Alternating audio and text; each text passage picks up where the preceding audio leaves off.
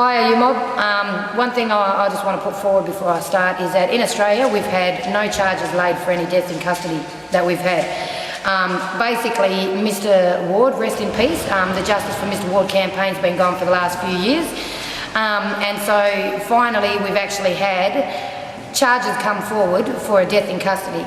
And it may not be official criminal charges within a court of justice, but what we have managed to do through this campaign and through grassroots movements, through grassroots people coming together, you know, with the support of a few politicians that actually care about the First Nations peoples of this country, you know, we have managed to have a win with the Occupational Health and Safety Act.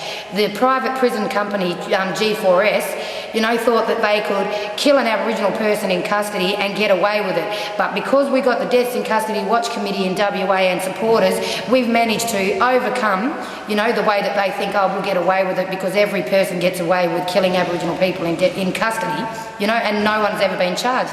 But here we have these mob here, the government, the Department of Corrective Services, the private prisoner company, GSL, now known as G4S, and also the two guards are all going to be charged for Mr Ward's death because of a death in custody.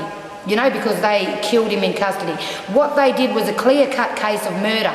And what I want you to know is that we are always pushed down and downtrodden in this country, but for once, we have had a win. And we want to celebrate this win by having everybody come to the bridge where we have the banner drop, 4 o'clock this Friday. It's straight across Parliament House. You can't miss the bridge. You just walk straight up St George's Terrace, take a left at the top, and you just keep walking and walking and you'll see the bridge, you know, and Parliament House right there. Going to try and have a celebration, you know. Mr Ward's death is not going to go in vain. And I can tell you right now, this is just the start, because this is going to open up that can of worms for the DPP, Joe McGrath, to stop hiding behind his government buddies, and for Christian Porter to understand that as a public, we deserve to have that evidence shown that the DPP said he could not lay charges against the guards and stuff. And you know what? Money. For us to keep going with our campaigns, we really need funding peoples. And even if it's just you as a grassroots person, even if you can only send $10, $20, you know, if 10 people sent $10 or $20, that's $100, $200 that can help us. And then if you let another person know and another person know, get that telephone tree going.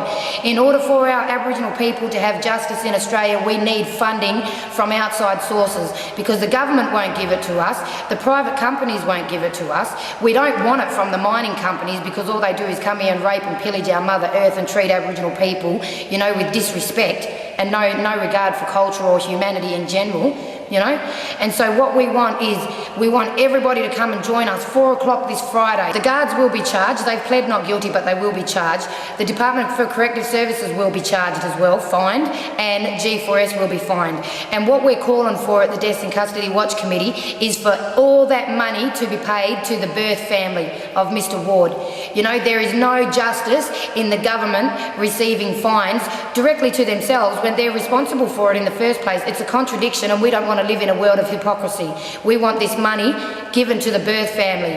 And if the government think they're going to get this money, they've got another thing coming, because they're going to have the Watch Committee up there on Parliament House steps protesting and rallying until that money goes to the birth family. But in order to do that, we need your support, peoples. We can't do it by ourselves. You know, we have our campaign committee, we have our board, we have our campaigns, but the campaigns are only as strong as the people behind it, and that's why we need your support.